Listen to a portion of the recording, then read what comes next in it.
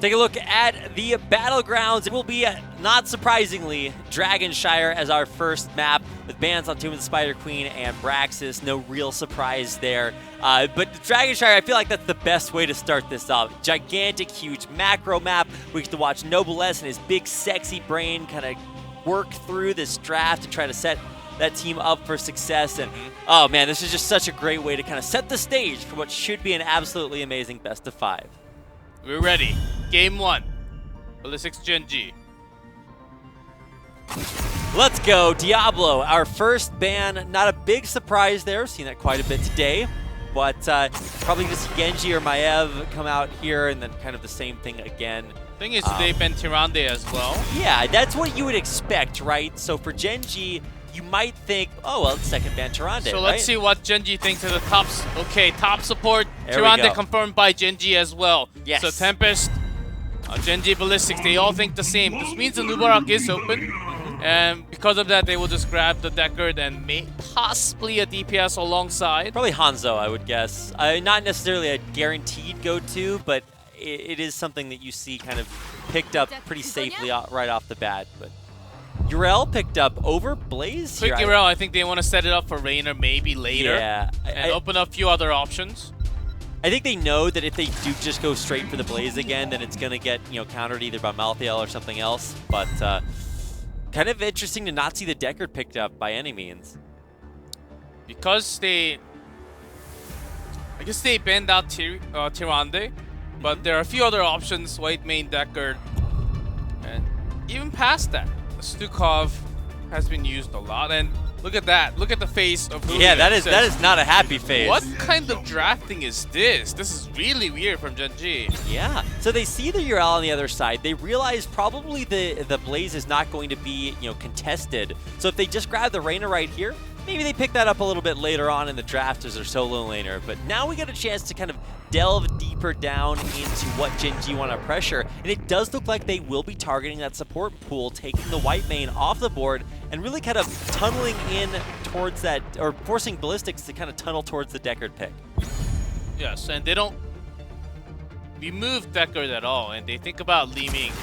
So support's really going a little down in priority in terms of not the bans, but the picks for both teams here.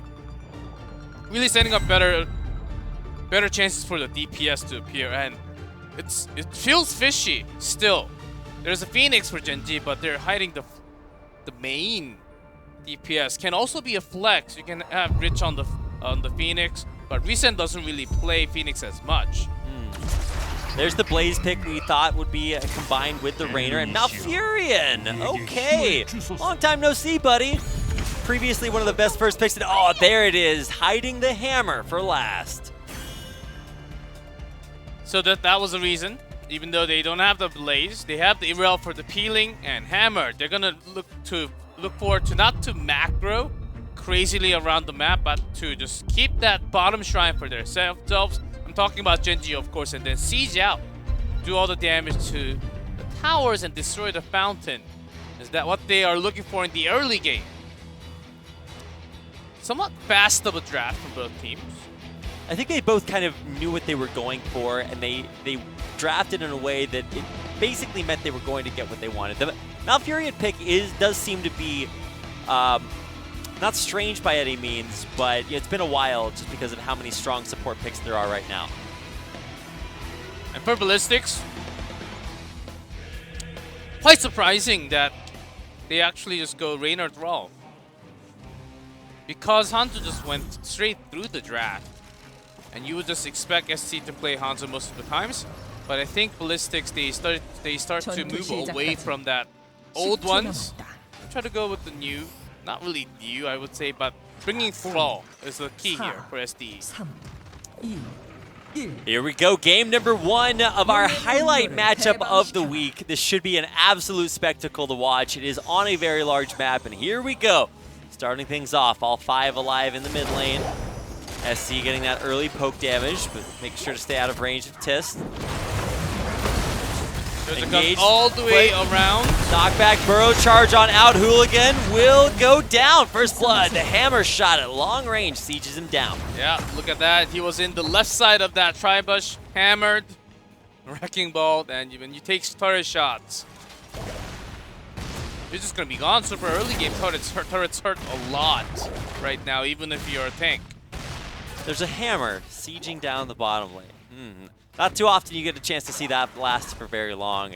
You know, of course it won't, but Reset, this is what he's going to be doing. This is his mission this game. SD is gonna have a tough time. Might as well maybe swap lanes, because he wants that Crash Lightning snacks.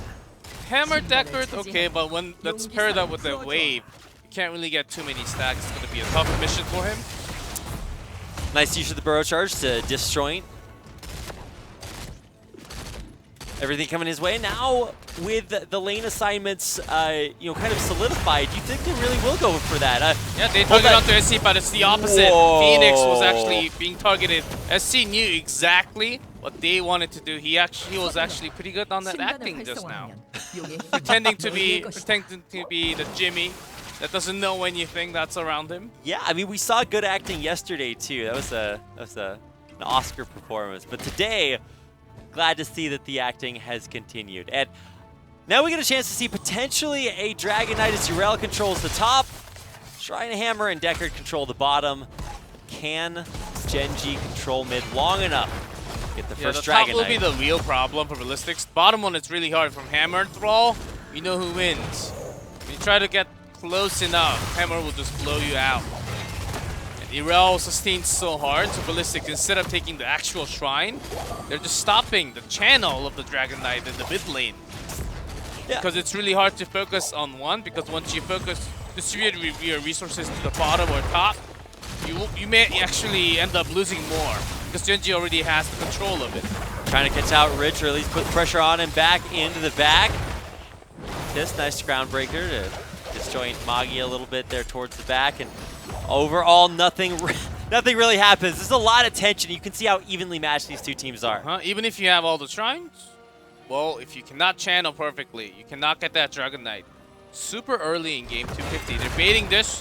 SD is caught in the rotation. Yeah, Wrecking coming Ball, for a save. Groundbreaker. SD is still low though, but the rest of his team there for the save. Armor is effective for Tist, but will it be enough? Yes, he does survive. Hooligan is the one really low. Rich looking for SC. multiple kills. He's looking for 3 kills. No, but they turn it around. Look at that stun. Great teamwork by SC and Hooligan. Oh, there it is. Gets the moral victory at the end. I thought they were both going to get away. Charge. Chose the wrong path. Should have gone behind the wall. Maybe.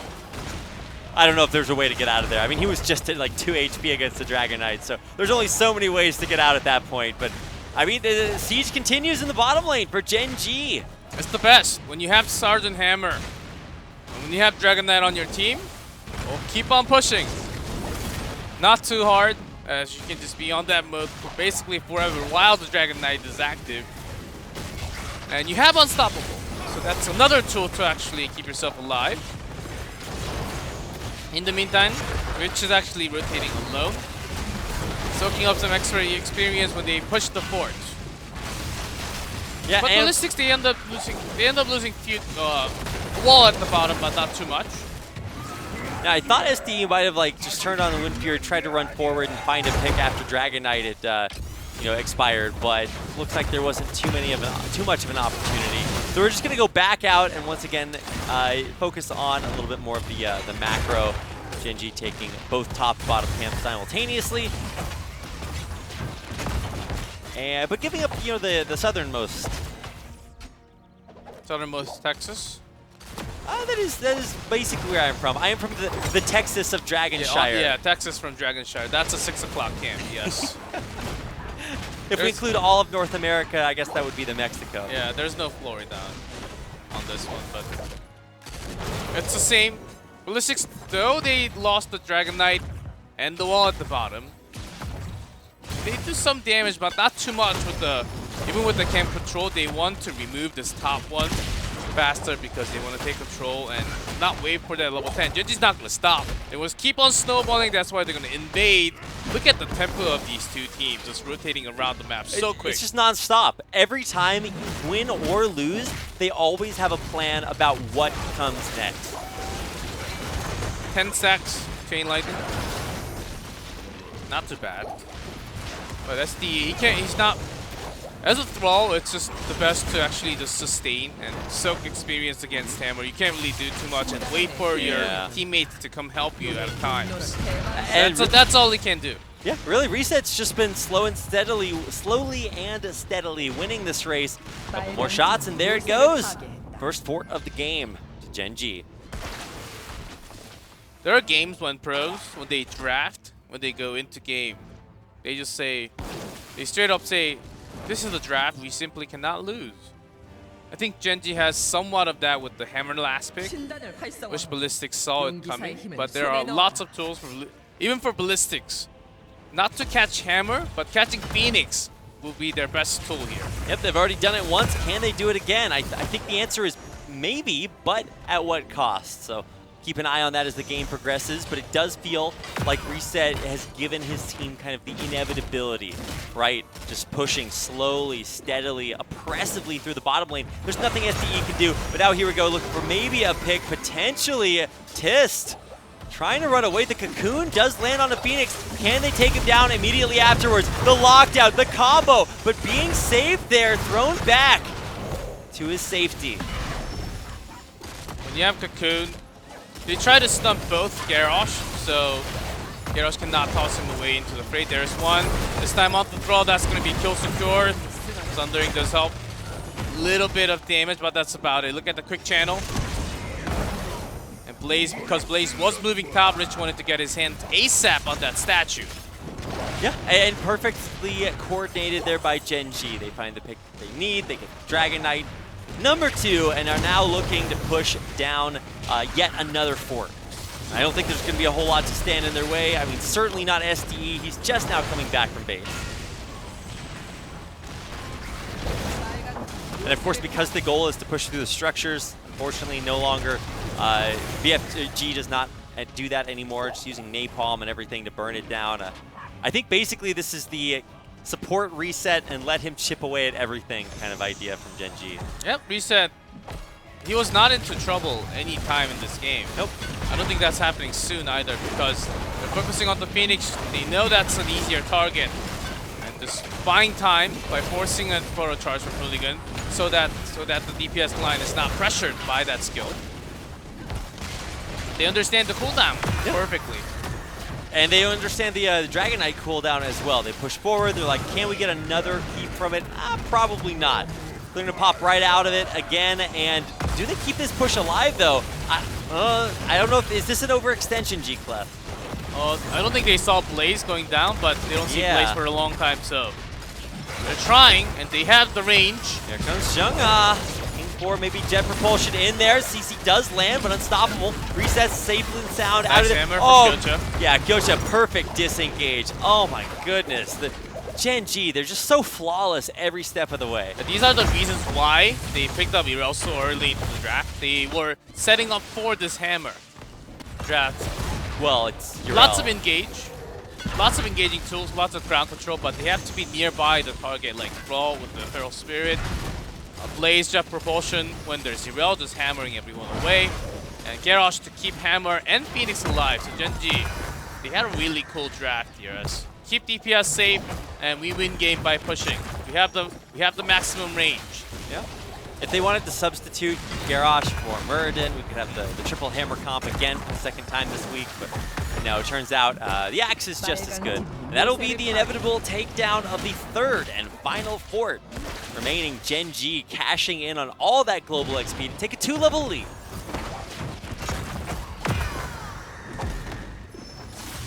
Hooligan will be looking for a perfect target.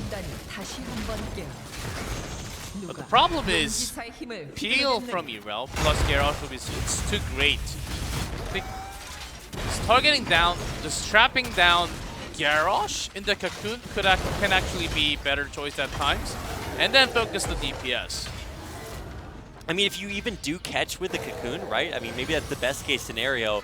All of a sudden, wait until it expires, and then just stay a while and listen right on top of it. Even if you're in a bad spot, all you have to do realistically, save the hammer so it just can keep sieging through the entire fight. And it's like Gen.G are looking to push again. Yeah, with Blaze gone from this defense right now. And this huge push. I mean, Ballistix, they still need a lot of time. They don't have the best wave clear from far away. Hooligan trying to come around, spotted by Gyocha already. He's got to be in danger zone. There's a taunt. They're trying to delete him. He gets deleted. You could tell he was trying to force the issue. Say, I will flank you here. Gen.G just said no.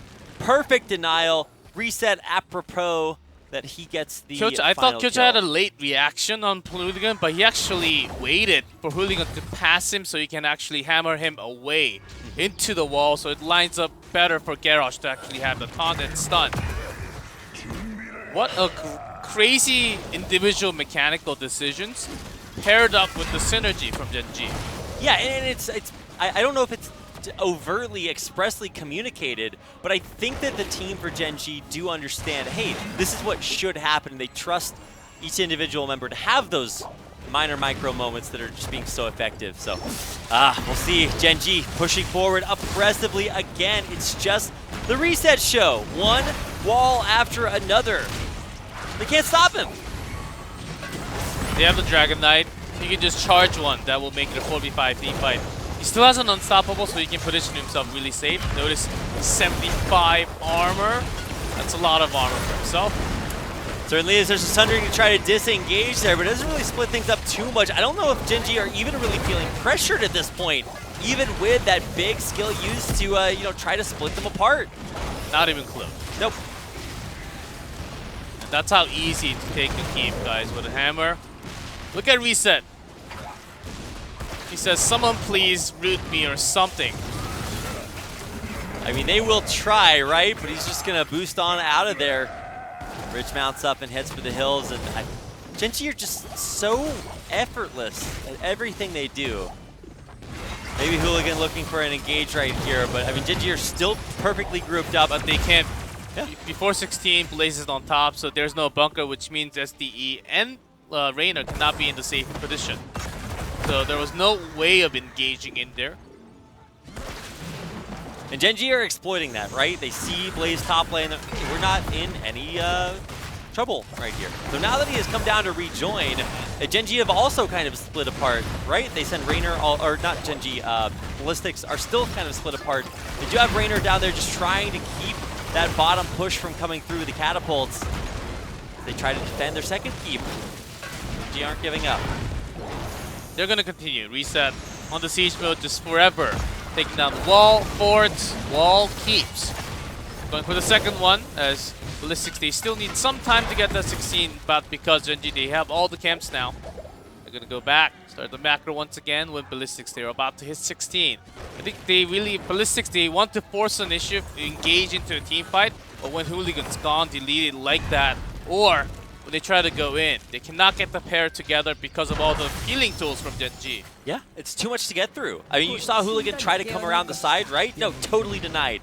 You can't do it. So, all of a sudden your primary engage, your attempt at flanking, that doesn't work. Where else do you go? I don't know. It's a lot to ask. Gen.G, so defensive, so oppressive in the macro. They paint the map blue, or red again.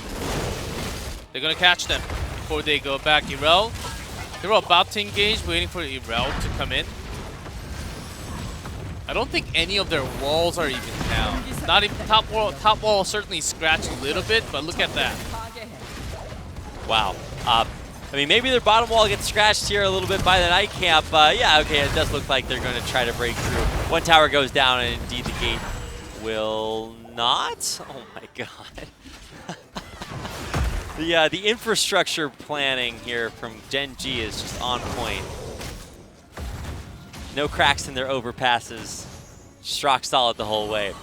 And now you have to look at how quickly Ballistix react. They're just like, no, we have to run top lane and just desperately try to stop this Dragon Knight from coming out. Chain Lightning almost done. So that's, I guess, good news for Thrall. But can they actually have a team fight?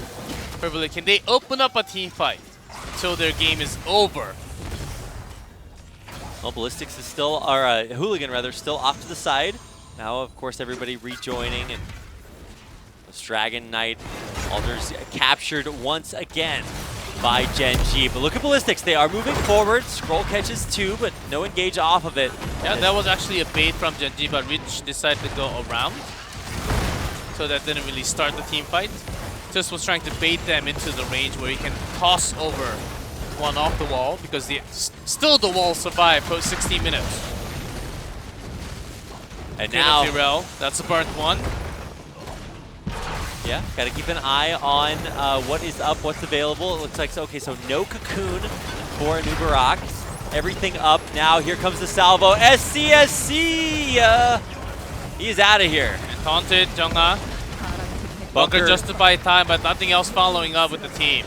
Yes. So that's gone, and this is going to be the core call. Gen.G will push all the way with the Dragon Knight. And that's how you finish the game with drafting. Yep. Solon said he wins the race. This is a victory, yes, for the team, but it feels like Noble S is winning this game, right? Such an impeccable draft, and well played by his players, not to take anything away from their accomplishment. But this will be the core call. It will be too much to defend. 2 members still dead for Ballistix and Gen.G. Crush all the way through. Somewhat appropriately, Reset just going the entire distance. What a dominant performance by Gen.G. And not just that drafting was awesome, they executed near perfection.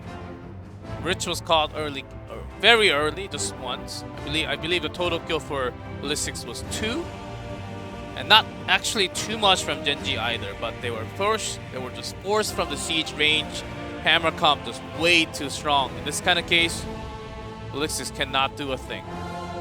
Yeah, 2-7, the final scoreline. I mean, maybe it feels a little bit rough for, or it felt good for SC to be able to pick up those kills, because obviously, you know, that's Raynor doing his job, but that's about all that happened for Ballistix. They banned Leeming, surprisingly. Leeming, of course, was the one for Reset. Maybe they were concerned about it. But this was totally a comp that was going to be the peeling. Of course, they took Raynor away. Maybe they thought it was safe.